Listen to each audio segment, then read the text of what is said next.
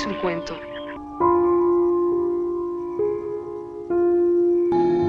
Tu boca será llenada con un embudo.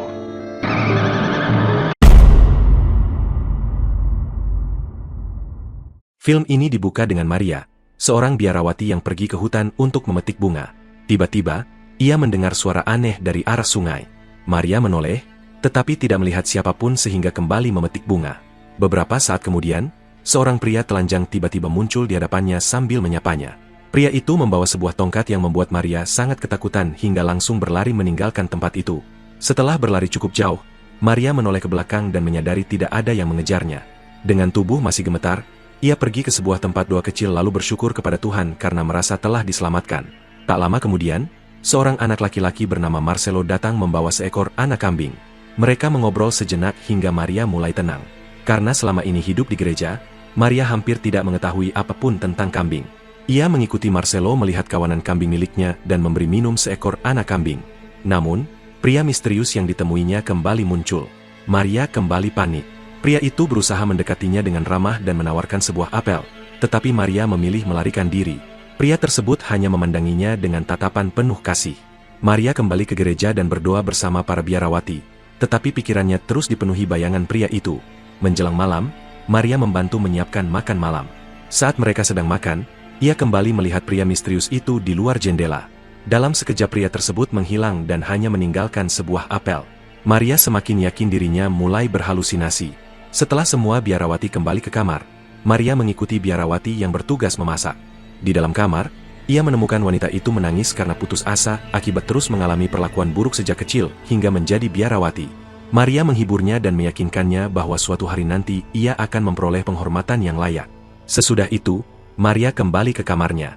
Namun bayangan pria misterius terus menghantuinya.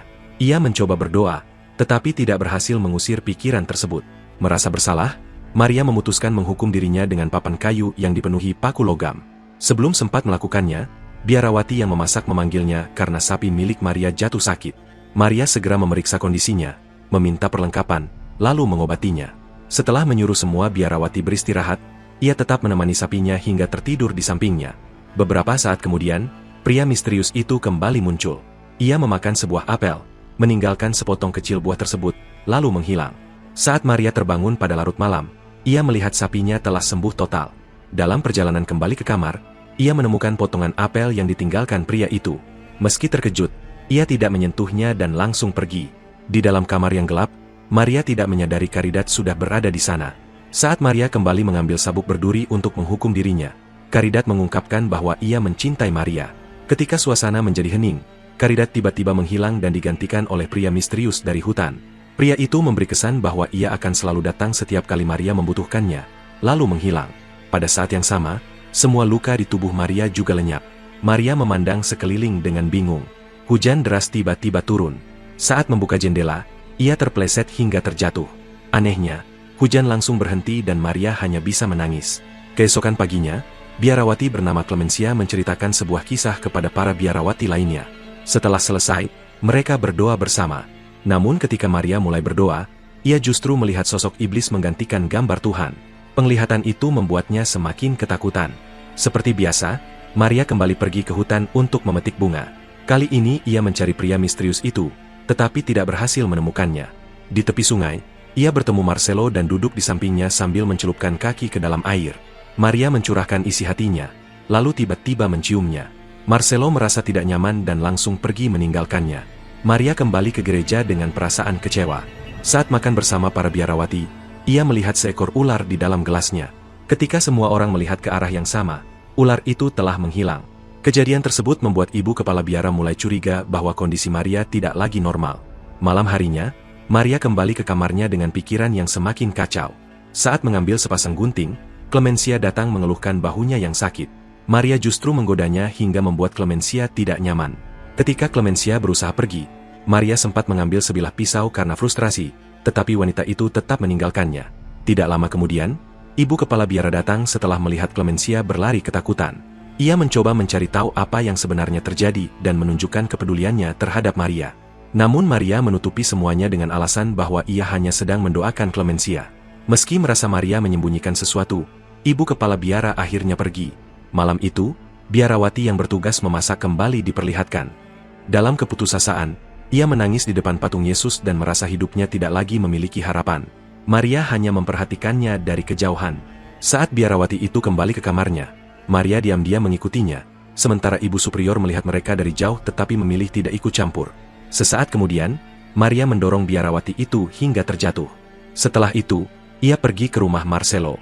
Kepada nenek Marcelo, ia mengaku mendengar Marcelo sempat sakit dan ingin memastikan keadaannya. Sang nenek mengatakan Marcelo sudah sembuh dan sedang tertidur, lalu mempersilakannya masuk. Maria melihat Marcelo masih terlelap. Setelah memastikan nenek Marcelo juga tertidur, ketika Marcelo terbangun dan berusaha melarikan diri, Maria menghentikannya, mengambil sebilah pisau, lalu mulai menikam. Namun ia segera sadar bahwa korban yang ditikamnya bukan Marcelo, melainkan neneknya. Diliputi rasa ngeri, ia menjatuhkan lilin hingga memicu kebakaran, lalu melarikan diri kembali ke gereja. Di perjalanan, Maria melihat seekor kucing hitam. Ketakutan membuatnya berlari semakin cepat hingga tiba di gereja. Setelah beristirahat, ia merasa kedua tangannya seperti terbakar dan segera mencelupkannya ke dalam air. Ia lalu menyadari pakaiannya masih berlumuran darah. Saat hendak berganti pakaian, ia teringat liontinnya tertinggal di rumah Marcelo. Sementara itu, seluruh penghuni gereja percaya Marcelo dan neneknya telah meninggal. Kedua jenazah dibawa ke gereja agar semua orang dapat memberikan doa terakhir. Maria mendekati jenazah Marcelo untuk mengambil kembali liontinnya, tetapi ibu superior memergokinya. Maria pun panik dan berlari ke kamarnya.